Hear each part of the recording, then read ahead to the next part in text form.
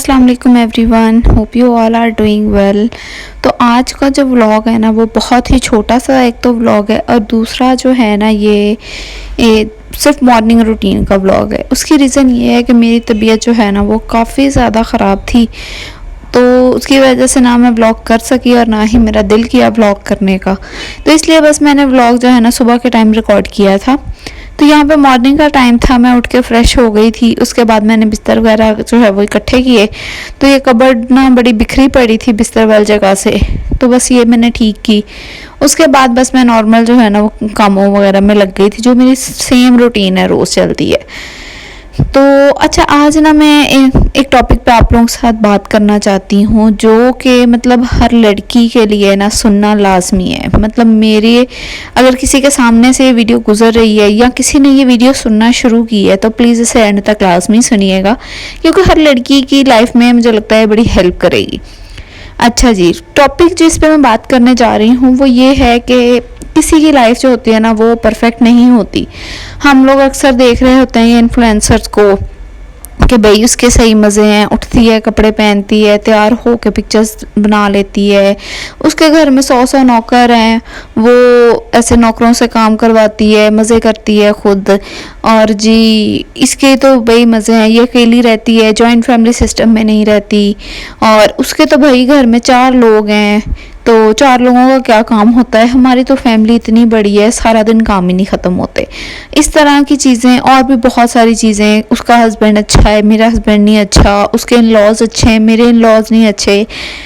तो ऐसी चीज़ें ना अक्सर अक्सर नहीं, मतलब 90% लड़कियां ना सोचना शुरू कर देती हैं, और मोस्टली शादी के बाद ही ऐसे ख्यालात जो होते हैं ना वो दिमाग में आना शुरू होते हैं। तो इसलिए इन ख्यालात को अपने जगह दिमाग में ना अपने कभी भी जगह नहीं देनी, क्योंकि किसी की भी लाइफ परफेक्ट नहीं होती। हर किसी की लाइफ में मुश्किलें होती हैं। क्या पता आपको जो अगले की ज़िंदगी में रहमत लग रही हो वो अगले की ज़िंदगी के लिए जहमत हो, लेकिन वो उस चीज़ को इतना अच्छे से कैरी कर रहा हो कि आपको पता ही ना चल पा रहा हो कि अगले को इस चीज़ से भी कोई मसला हो रहा है, या अगला जो है वो अपने दुख आप लोगों को इस तरह से नज़र आ रहे हैं कि आपको लग ही नहीं रहा कि वो कोई दुख है। आपको क्या पता कि अगले की लाइफ, अगले के लिए वो चीज़ क्या है। आप और वो दूसरा पर्सन सेम तो नहीं है ना आपका रहन सहन, ना लाइफस्टाइल, ना दिमाग, ना सोचने समझने की सलाहियत, सब कुछ डिफरेंट है ना।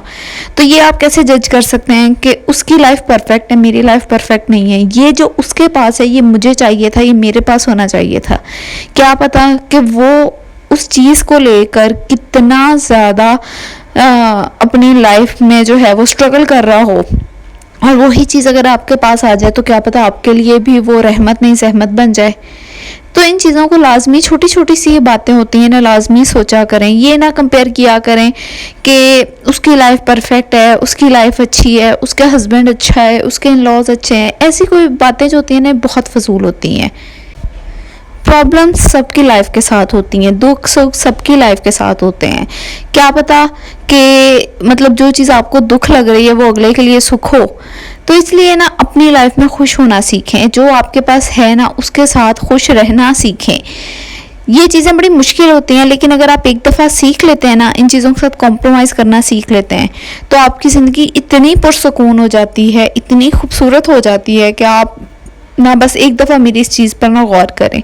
अगर आपको किसी के पास कोई चीज़ नज़र आ रही है ना कि जो आपको अपनी लाइफ में चाहिए, तो ये ना कहें कि उसके पास है मेरे पास नहीं है। सिर्फ अल्लाह से दुआ करें कि अल्लाह पाक अगर तू उसे अता कर सकता है ना तो मुझे भी अता कर सकता है, मुझे भी वो चीज़ अता कर दे। लेकिन ये दुआ मांगने से पहले अपने लिए ना ये दुआ भी मांगा करे कि उस चीज़ को मेरी ज़िंदगी में रहमत बना के देना, जहमत बना के नहीं। अक्सर ऐसा होता है कि हम कुछ चीज़ें होती हैं ज़िद करके खुदा से ले तो लेते हैं, लेकिन वो चीज़ें हमें सुकून देने की बजाय ना हमारी ज़िंदगी का रहता सहता सुकून भी छीन लेती है।